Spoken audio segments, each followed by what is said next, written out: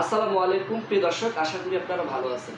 হামজা চৌধুরী নিয়ে একটা বড় বার্তা দেব এবং সুখবর বার্তা দিব।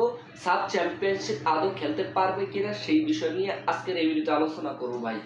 হামজা চৌধুরী লেস্টার সিটি ছেড়ে দিয়ে এখন আজারবাইজান ক্লাবে ঢুকে গেছেন অলরেডি এবং সাইনিংও হয়ে গেছে অলরেডি। সাবা এফসি সেই ক্লাবে চলে গেছেন ইউরোপিয়ান এই লিগে।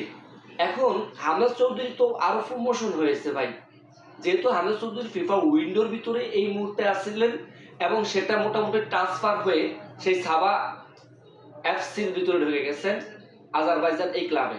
তো এই ক্লাবটি খুবই বিগ ক্লাব এবং বড় বড় ক্লাবের সাথে খেলা হয়। সেইখানটায় যেমন ব্রাজিলের, পর্তুগালের প্লেয়ারদের সাথে খেলা হয়, লন্ডনের প্লেয়ারদের সাথে খেলা হয় এবং আর্জেন্টিনার সাথে অনেক সময় দেখা হয়। সেই ক্লাবের সাথে খেলা হয় আজারবাইজান এই ক্লাবটি। তো সেই ক্লাবে চলে গেছেন হামজা চৌধুরী, সাইনিং করা হয়েছে এবং স্বেচ্ছায় কি তিনি চলে গেছেন লেস্টার সিটি ছেড়ে? ভাই স্বেচ্ছায় কখনোই যায় নাই।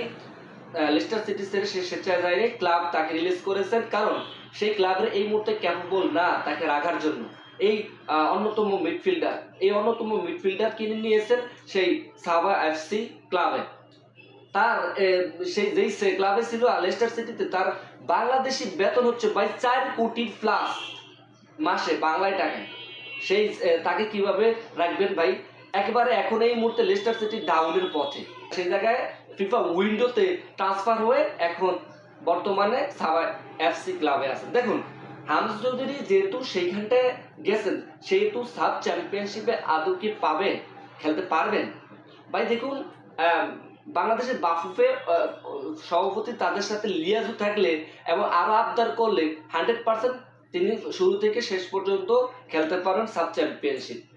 ভাই একবারে অন ক্যামেরা বললাম, খেলতে পারবেন যদি না কোনো রকম ফিফা উইন্ডোর ম্যাচগুলো দীর্ঘ সময় হয়ে থাকেন, সেই জায়গায় যদি না পড়ে ভাই খেলতে পারবেন, যে কোনো মূল্যে খেলতে পারবেন হামজা চৌধুরী। এটা আপনাদেরকে আশ্বাস দিয়ে রাখি। আগামী 4 তারিখে শুরু হবে, 17 তারিখে শেষ হবে এবং মোটামুটি আমরা কনফার্ম হয়েছি হামজা চৌধুরী খেলার একটা আগ্রহ আছে। হামজা চৌধুরী নিজেও বলছেন যে আমি কাপ উঁচিয়ে তুলতে চাই, যেহেতু বাংলাদেশের সাব চ্যাম্পিয়নশিপের একটা জয় জয়কার এবং বাংলাদেশের ফুটবল একটা জয় জয়কার, সেহেতু আমি খেলতে চাই। এবং জাহেনা আহমেদ, অমিত সোমরা যেখানে খেলবে এবং অন্যান্য প্লেয়াররা খেলবে, প্রবাসীরা, সেইখানটা হামজা চৌধুরী তো তাদের মতোই অবশ্যই খেলতে চান তিনি। আর লিয়াজু দিয়ে থাকলে ওই ক্লাবের সাথে বাংলাদেশ বাফুফে, তাহলে অবশ্যই হামজা চৌধুরীকে আমরা পাবো বলে এটা আমাদের আই স্ট্রংলি বিলিভ দ্যাট তিনি খেলতে পারবেন। তো হামজা চৌধুরীর জন্য শুভকামনা থাকবে এবং বাংলাদেশ ফুটবলের জন্য শুভকামনা থাকবে। আপকামিং সাব চ্যাম্পিয়নশিপের জন্য শুভকামনা থাকবে। প্রথমবারের মতো হামজা চৌধুরী যেন এসে যেন তিনি সাব চ্যাম্পিয়নশিপের ট্রফি উঁচিয়ে তুলতে পারে, সেই শুভকামনা থাকবে। বাংলাদেশের জন্য শুভকামনা থাকবে। দীর্ঘজীবী হোক বাংলাদেশ ফুটবল। That's all.